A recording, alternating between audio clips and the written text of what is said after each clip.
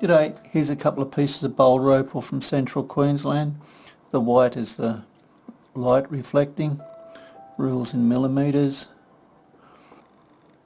Okay, I've zoomed in. First piece, purple, bit of greens, flash here.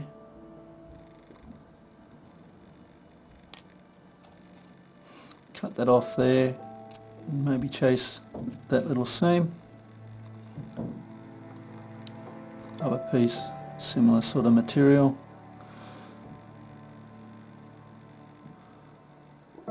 Basically, if you want to practice your carving, this would be a good piece. And it's undulating.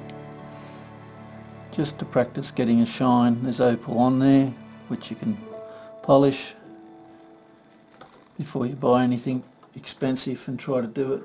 Hope you've enjoyed. Cheers.